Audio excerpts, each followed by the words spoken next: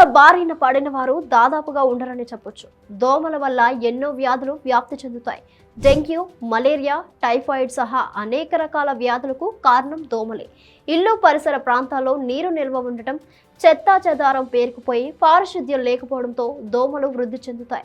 ఇక వర్షాకాలంలో అయితే దోమల బెడద ఎక్కువ ఉండి వ్యాధులు అధికంగా ప్రబలే అవకాశాలుంటాయి. అయితే ఇన్ని నష్టాలు కలిగించే ఈ దోమలను పూర్తిగా అంతం చేయాలని శాస్త్రవేత్తలు పంతం పట్టినట్టు తెలుస్తోంది.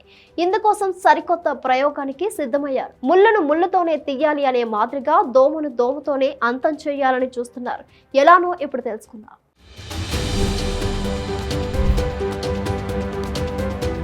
దోమలు కుట్టడం వల్ల వ్యాధులు సోకి అవి తీవ్రంగా మారి ప్రాణాలు పోతున్న సంఘటనలు చాలానే చూసాం.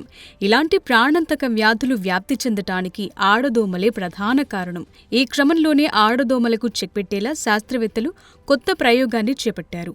ఉష్ణమండల ప్రాంతాల్లో దోమలు కుట్టడం వల్ల విజృంభిస్తున్న డెంగీ, మలేరియా, టైఫాయిడ్ వంటి వ్యాధుల కట్టడి కోసం ఆస్ట్రేలియాలోని మ్యాక్వెరీ యూనివర్సిటీకి చెందిన పరిశోధకులు సరికొత్త ప్రయోగాన్ని చేశారు. మనుషులను కుట్టి వివిధ వ్యాధులకు కారణమయ్యే ఆడదోమల సంఖ్యను తగ్గించేందుకు ఓ ప్రయోగం నిర్వహించారు.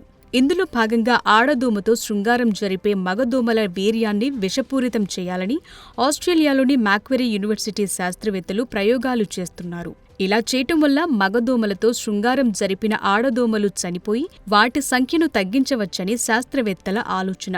ఇక మగదోమల వీర్యం విషపూరితం కావటం వల్ల పురుగుమందుల ఇతర ప్రయోజనకర జాతులకు నష్టం జరగకుండానే దోమల బెడదను నివారించవచ్చని సైంటిస్టులంటున్నారు. అయితే గతంలో ఇలాంటి ప్రయోగమే ఈగల్లో జరపగా అవి మంచి ఫలితాలనిచ్చినట్లు శాస్త్రవేత్తలు తెలిపారు. ఏది ఏవైనా ఆడదోమలను మట్టుబెట్టేందుకు మగదోమల వీర్యాన్ని విషతుల్యం చేసి ఆలోచన చేసిన శాస్త్రవేత్తలు గ్రేట్ కదా.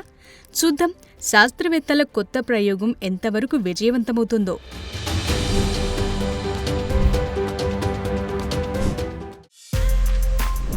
బిగ్ టీవీ అవుట్లుక్ కథనాలు నచ్చితే వెంటనే బిగ్ టీవీ ఛానల్ను సబ్స్క్రైబ్ చేయండి.